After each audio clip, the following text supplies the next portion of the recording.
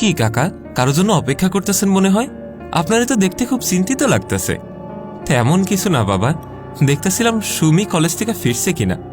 আজকে জানি না মেয়েটা এত দেরি করতেছে কেন। আরে চাচা, আপনি তো তাহলে কলেজ পর্যন্ত গিয়ে দেখে আসতেই পারেন, এই তো 2 মিনিটের রাস্তা।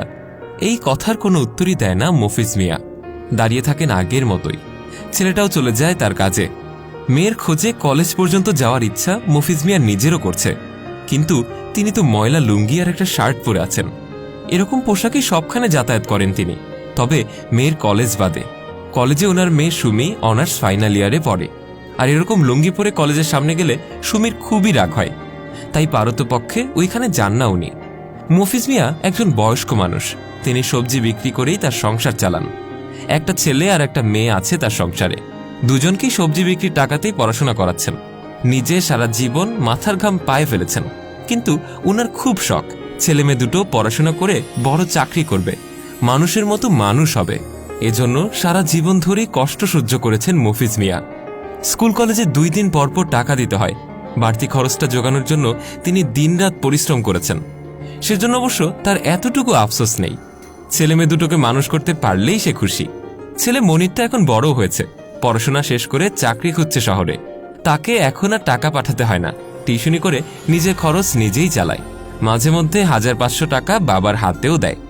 কিন্তু এদিকে মেয়ে সুমির খরচ অনেক বেড়ে গেছে। কলেজে ভর্তি হওয়ার পর 2 দিন পরপরই টাকা চায় মেয়েটা। কলেজে নাকি পুরনো জামা কাপড় পরে যেতে লজ্জা লাগে তার, তাই নতুন নতুন জামা কিনে দিতে হয়। কিন্তু মফিজ মিয়ার খুব কষ্ট লাগে যে মেয়েটা তার বাবার পেশা নিয়ে এতটুকুও খুশি না। তার বাবা সামান্য একটা সবজি ব্যবসায়ী, এটাতে নাকি তার লজ্জা হয়। কলেজে ভর্তি হওয়ার পর সুমিকে আনতে যেতেন মফিজ মিয়া, কিন্তু মেয়ে ওনাকে দেখে প্রায় বিরক্ত হতো। একদিন বাসায় এসে খুব রাগ করে বলল, বাবা, তোমাকে না বলেছি কলেজের সামনে না যেতে, তারপরে তুমি প্রতিদিন কেন যাও? ময়লা লুঙ্গি আর ফতুয়া পরে কলেজের সামনে যেতে তোমার লজ্জা লাগে না? আমার বন্ধুদের বাবারা গাড়ি নিয়ে আসে, আর তুমি সেখানে লুঙ্গি পরে দাঁড়িয়ে থাকো আমার জন্য। সবাই কত হাসাহাসি করে বোঝো তো। আর কখনো ওভাবে কলেজের সামনে গেলে আমি কিন্তু আর বাড়ি ফিরবো না। মফিজ মিয়া মনে মনে তখন খুব কষ্ট পেলেও মেয়েকে বললেন, আরে মা, আমি তো তোরে অপমান করার জন্য যাইতাম না রে মা। আমার খুব চিন্তা হয় তুই একা একা কেমনে না কেমনে আসবি, আর দিনকাল তো ভালো না, এখন কত বিপদ আপদ হয়। ঠিক আছে মা, আমি গেলে যদি তোর লজ্জা হয় তাহলে আর আমি যাব না। মফিজ মিয়া এমনই সহজ সরল একজন অশিক্ষিত মানুষ। তিনি বুঝতে পারেন না বাবাকে নিয়ে লজ্জা পাওয়ার কি আছে।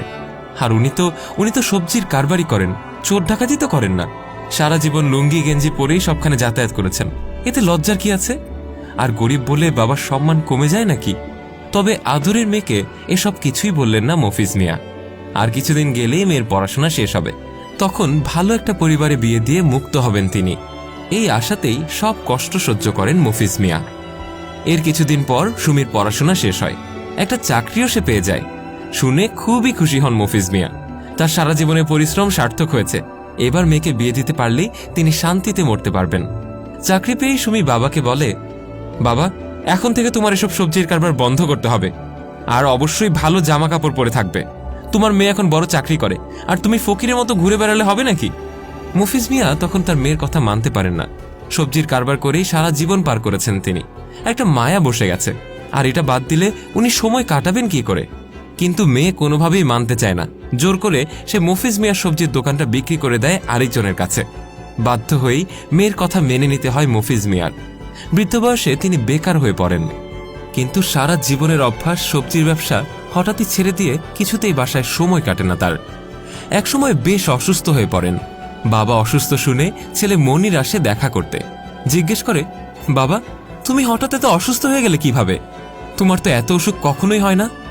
মফিজ মিয়া তখন উত্তর দেন, আরে বাবা, কাজকর্ম না থাকলে শরীর ঠিক থাকে নাকি? তোর বোনটা আমার দোকান বন্ধ করে দিল, আমি সবজি বেশি বইলা ওর নাকি সম্মান থাকে না। এরপর খোঁজ নিয়ে সবকিছুই জানতে পারে মনির। বোন সুমি জোর করেই বাবার ব্যবসা বন্ধ করেছে। মনির একজন শিক্ষিত ছেলে, বাবার কষ্টটা তিনি ভালোই বুঝতে পারেন।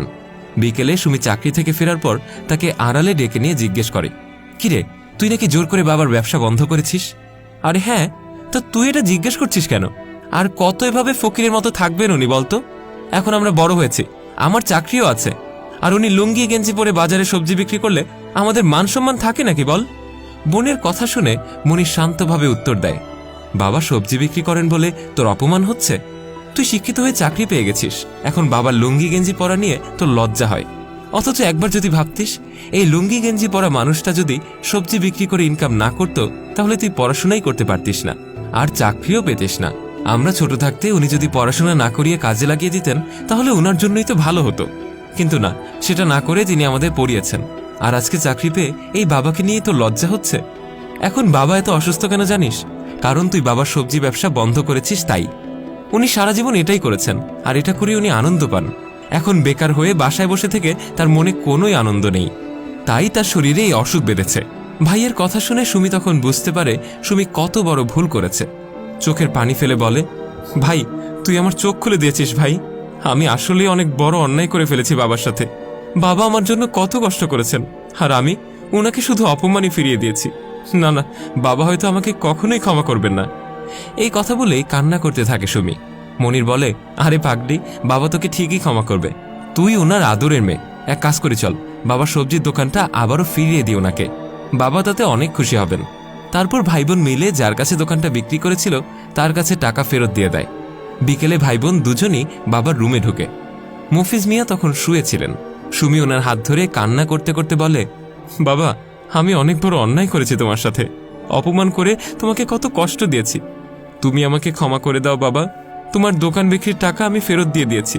শোনো, তুমি আবারও সবজির দোকানে বসবে, তাড়াতাড়ি সুস্থ হয় এখন। দোকানের কথা শুনেই মুখ উজ্জ্বল হয়ে যায় মফিজ মিয়ার। শরীরের সব শক্তি দিয়ে সে তাড়াতাড়ি উঠে বসে। পরের দিন সুমি দেখে তার বাবা পুরোপুরি সুস্থ হয়ে গেছেন। সকালে খেয়ে দিয়ে আগের মতো সবজির দোকানে গিয়ে বসেন মফিজ মিয়া। সুমি দূর থেকে দেখে অনেক খুশি হয়। মনে মনে ভাবে, এতদিন কত বড় অন্যায় না করেছে ও। বাবা ওর জন্য কত কিছু করেছেন, আর ও সবসময় অপমান করেছে বাবাকে। আসলে মানুষের পেশা যাই হোক, বাবা তো বাবাই। শিল্পপতি হোক বা রিক্সা চালক, সব বাবার সম্মানই একই রকম। আর ছেলেমেয়ের জন্য সবাই একই রকম ত্যাগ করেন। সুমি তখন মনে মনে ঠিক করে আর কখনো বাবাকে নিয়ে লজ্জা পাবেন না, বরং সবাইকে গর্ব করে পরিচয় দিবে, এই লুঙ্গি গেঞ্জি পরা বাবা সবজি বিক্রি করে আমাদের পড়াশোনা করে মানুষ করেছেন। ভিডিওটি ভালো লেগে থাকলে লাইক, কমেন্ট এবং শেয়ার করতে ভুলবেন না। কমেন্ট বক্সে জানান আপনার মূল্যবান মতামত।